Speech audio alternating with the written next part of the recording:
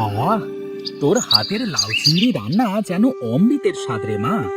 কি যে বলো বাবা, আমি তো সব রান্না আমার মায়ের কাছ থেকেই শিখেছি। তোর মায়ের হাতের রান্না খেলে তো হাতে চেটে পুটে খেতে ইচ্ছে করে তোরে মা। আচ্ছা বাবা, আমিও যদি মায়ের কাছে চলে যাই? ও কথা বলিস নে মা, তুই না থাকলে যে আমিও বেঁচে থাকতে পারবো না। তুই যে আমার বেঁচে থাকবার একমাত্র সম্বল। হ্যাঁ বাবা, আমি তোমাকে ছেড়ে কোথাও যাব না বাবা। আমি চললাম রে মা, আমার বোধ হয় দেরি হয়ে গেল। এই নাও বাবা, তোমার দুপুরের খাবার। ঠিক আছে রে মা, আমি এখন চলি। ঠিক আছে বাবা, সাবধানে যেও। আচ্ছা মা, তুইও সাবধানে থাকিস।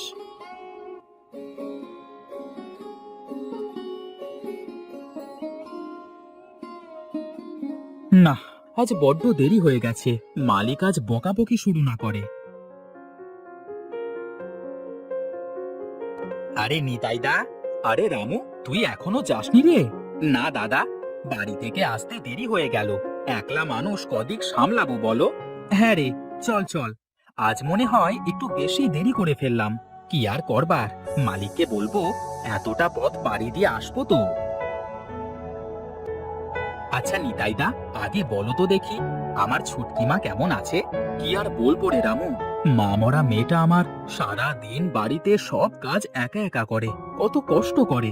তুমি একটা বিয়ে করলেই তো পারো দাদা। না রে রামু, আমি বিয়ে করলে হয়তো একটা বউ পাবো, কিন্তু আমার মেয়ের জন্য হয়তো মা পাবো না। ঠিকই বলেছো দাদা, এখন যা দিনকাল পড়েছে।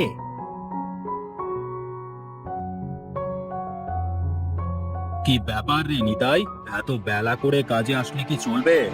আগে বাবু, বাড়িতে ছোট্ট মেয়েটা একা একা রান্না করে, খাওয়া দাওয়া করে আসতে একটু দেরি হয়ে গেল। তা ঠিক আছে, কিন্তু তোর জন্য তো আর আমি আমার ব্যবসার ক্ষতি করতে পারবো না। আগে বাবু, অতটা পথ হেঁটে আসতে একটু তো সময় লাগবে। অত সব আমি বুঝি নে বাবু, আমার এখানে কাজ করতে হলে সকাল সকাল আসতে হবে। ঠিক আছে বাবু, কালকে থেকে আর দেরি হবে না। ঠিক আছে ঠিক আছে, এখন যা, কাজ শুরু কর গিয়ে।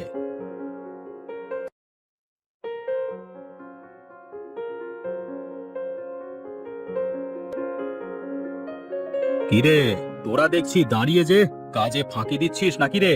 আগে না বাবু, আসলে এত ভারী বস্তা টানতে টানতে একটু ক্লান্ত হয়ে গেছি, তাই একটু দাঁড়িয়ে বিশ্রাম নিচ্ছিলাম। এটা কেমন কথা রে? আমার কাছে কাজ করতে হলে এরকম করলে হবে না। নে নে, হাত পা চালিয়ে কাজ কর দেখি। না, এভাবে কাজ করেও মহাজনের মন পাওয়া যায় না। কি করলে যে মহাজন খুশি হবে? হ্যাঁ, মহাজনের মন খুশি করা আর রাবণকে সুরসুরি দিয়ে হাসানো একই কথা দাদা। হ্যাঁ রে রামু, যতই কাজ করি না কেন তার মন পাওয়া যাবে না। হ্যাঁ রে রামু, দুপুর যে হয়ে গেল, তা খাবার খেয়ে নে। হ্যাঁ দাদা, চলো খাবার খেয়ে নি।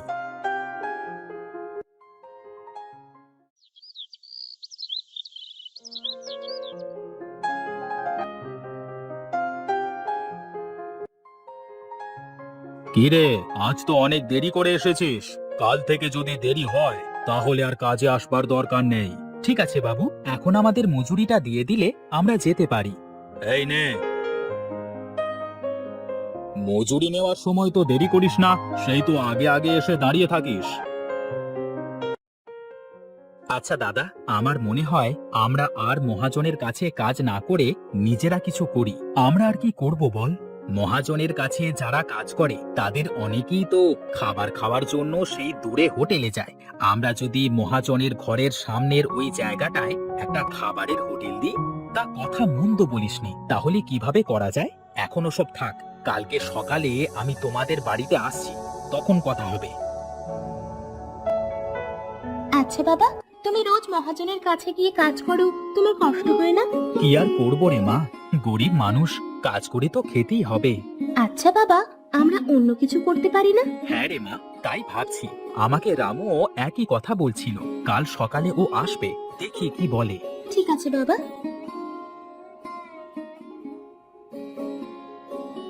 আরে মা ছুটকি, কেমন আছিস? আমি ভালো আছি কাকা। তুমি এই সকাল সকাল আমাদের বাড়িতে? হ্যাঁ রে মা, তোর বাবার সাথে কিছু কথা আছে। কোথায় সে? বাবা, ও বাবা, বাইরে এসো, দেখো কে এসেছে।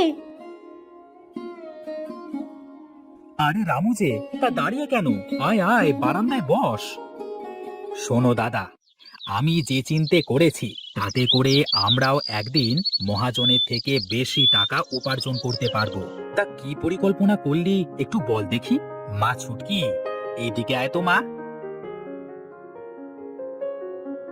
শোন মা, আমরা ভাবছি যে আমরা মহাজনের ঘরের সামনে একটা হোটেল দেব, আর হোটেলের নাম হবে ছুটকির চিংড়ির হোটেল। বাহ, আমার নামে হোটেল? হ্যাঁ রে মা, কারণ তোর হাতের চিংড়ির তরকারি যে একবার খাবে সে যে বারবার খেতে আসবে। সেটা ঠিক বলেছিস রামু, আমার ছুটকির হাতের রান্না তো বেশ। শোনো নিতাইদা, আমি আর তুমি সবাইকে খাওয়াবো আর ছুটকি মা রান্না করবে, তাহলেই আমাদের আর কষ্ট করে মহাজনের কাছে কাজ করতে হবে না। ঠিক আছে, তাহলে আজ থেকেই কাজ শুরু করি, চল।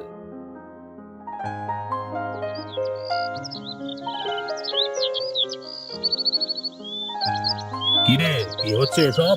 আগে আমরা ঠিক করেছি আমরা আর আপনার কাছে কাজ করব না, আমরা এখানে হোটেল খুলছি।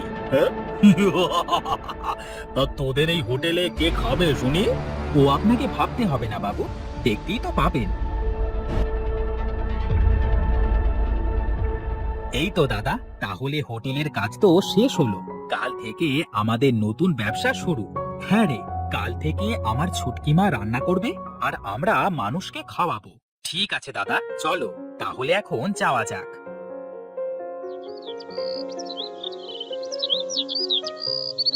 এই যে সবাই আসেন আসেন, ছুটকির চিংড়ির হোটেল, এখানে সব মজার মজার খাবার পাবেন।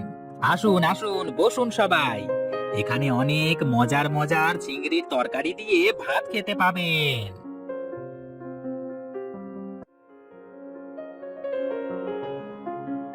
বাহ, রান্নাটা তো সেই সুন্দর হয়েছে। এত সুন্দর হাতের রান্না, আজ থেকে প্রতিদিন এখানেই খাবো। হ্যাঁ হ্যাঁ, এটা ছুটকির চিংড়ির হোটেল, এখানে সব সময় চিংড়ির সব তরকারি দিয়ে খেতে পারবেন। আহা, চিংড়ির মালাইকারিটা যা হয়েছে না। তা ভাই, কত হলো আমাদের? বেশি না দাদা, মাত্র 20 টাকা। বাহ, 20 টাকায় এত ভালো খাবার, আজ থেকে রোজ এখানে খাবো।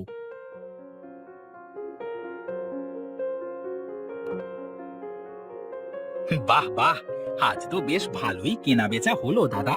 হ্যাঁ রে রামু, আমার ছুটকির হাতে জাদু আছে। এসব আমার মায়ের জন্য কাকা, আমি সব রান্না আমার মায়ের কাছ থেকে শিখেছি। তা বেশ, চল রামু, আজ বাড়িতে যাওয়া যাক, সব খাবার তো শেষ। না, বেটা রামু আর নিতাই তো ভালোই বুদ্ধি করেছে, আমার সব কাজের লোকগুলো এখন ওদের হোটেলেই খায়। রামু, ও রামু, শোন শোন। হ্যাঁ বাবু, বলেন। বাহ, ভালোই তো চলছে দেখছি হোটেল, তা সবাই তো ছুটকির হাতে রান্না খেয়ে খুব নাম করছে। হ্যাঁ বাবু, আমাদের ছুটকির হাতের রান্নায় জাদু আছে। আমার না ওই চিংড়ির মালাইকারির কথা শুনে জিহবায় জল চলে আসে। তা আমাকে কি একদিন খাওয়াবি? কি যে বলেন বাবু, চলে, এক্ষুনি আপনাকে খেতে দিচ্ছি। চল চল দেখি।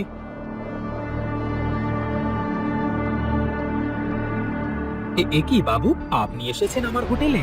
ওরে মা ছুটকি, দেখ দেখ কে খেতে এসেছে, তাড়াতাড়ি খাবার নিয়ে আয় মা।